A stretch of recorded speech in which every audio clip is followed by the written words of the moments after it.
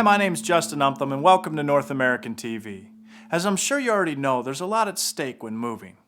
Your valuable possessions, memories, and the money that you'll be spending all come to mind when planning your big day. While most moves go smoothly, accidents do occur where items may be lost or damaged. While the moving company is liable for those lost or damaged goods, there are different levels of liability related to your mover. You choose the level of liability by selecting a valuation coverage. In this video, we will outline different valuation options as well as some action items that may limit your mover's liability. So what are your options when it comes to valuation and limiting your mover's liability? Well, you have two. The first option, known as full value protection. If you opt for full value protection, your mover is responsible for the replacement value of lost or damaged items that are unable to be repaired.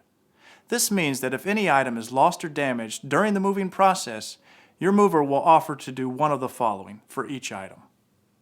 Number 1, repair the item. Number 2, replace with a similar item. Or number 3, make a cash settlement for the cost of repair or the current market replacement value. It's important to know that under this option, movers limit their liability to damaged or lost articles of extraordinary value. Unless you notify the mover in writing on the shipping documents of each high-value item, an article of extraordinary value is one that exceeds $100 per pound. If you want to go with a less comprehensive liability coverage, you can choose the second option, known as released value. Although this coverage is offered at no expense, its protection is minimal. Under this option, the mover is only liable for no more than 60 cents per pound per article. Therefore, you are only compensated based on the weight of your item and not its value. It's crucial to note that if you do not waive full value coverage, federal regulations require the mover to provide full value protection, and you will be billed for the amount of that coverage. So now that you know about your two coverage options, it's time to discuss some actions that may help limit your mover's liability. Action number 1, packing dangerous, perishable, or hazardous items without your mover's knowledge. Packing items that fall under these categories are ultimately your responsibility and are not covered under any type of valuation coverage. Be sure to check with your moving company if you're not clear what constitutes a dangerous, perishable, or hazardous item. Action number 2, packing your own boxes.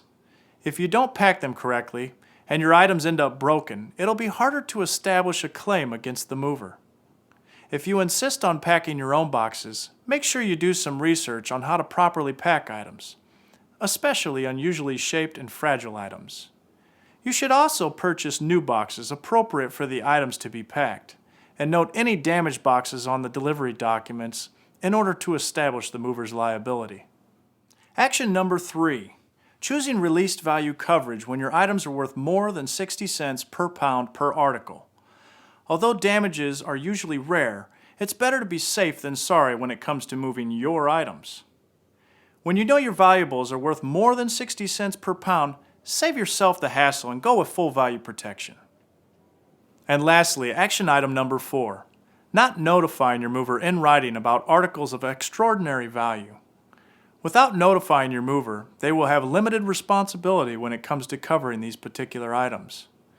If you want to be sure to receive the proper coverage, tell them in writing. Now that you know what to avoid when it comes to liability coverage and the two options that are available to you, you can make smarter decisions when it comes to protecting your possessions throughout your move. Thanks for watching. With North American TV, I'm Justin Umtham, wishing you a safe and easy move.